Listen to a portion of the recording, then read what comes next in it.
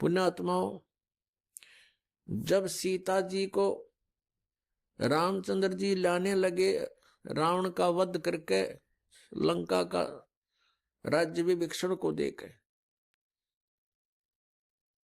तब श्री रामचंद्र जी ने कहा था कि मैं तेरी परीक्षा लूंगा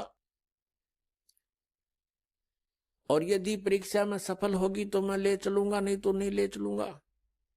मैं तुझे अग्नि में जलाऊंगा, यदि तू अग्नि में जल गई तो समझूं तेरी कि तू कलंकित थी, तू रावण को समर्पित हो चुकी थी, और यदि अग्नि में तू नहीं जली तो मैं निष्कलंक जानूंगा, तब तुझे ले चलूंगा।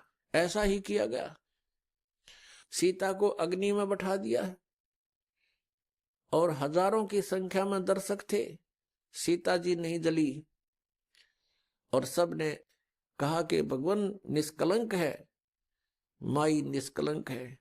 और इतनी कठोर परीक्षा लेकर के वापस अपने घर लाया था, और फिर एक व्यक्ति के कहने से श्री रामचंद्र जी ने उसको निकाल दिया, अपनी पत्नी को। तो कहां गई वो उसका अपना जजमेंट?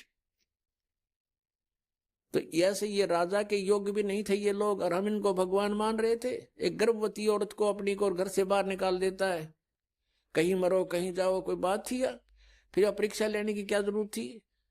और क्यों इतनी दुनिया मरवाई, फिर छोड़ देता रहे, रावण के पास ही रहती हो। पुण्यात्माओं, यहाँ का राजा काल भगवान है,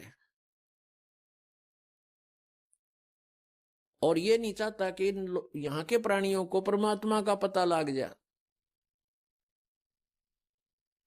जिस कारण से इसने इनको भगवान सिद्ध करवा रखा था अपने नकली दूतों के माध्यम से। और फिर क्या होता है लास्ट में, श्री रामचंद्र जी ने अश्वमेघ यज्ञ घोड़ा छोड़ दिया कि पूरी पृथ्वी पर शासन प्राप्त करने के लिए कि इस घोड़े को जो पकड़ेगा वो युद्ध करे मेरे साथ।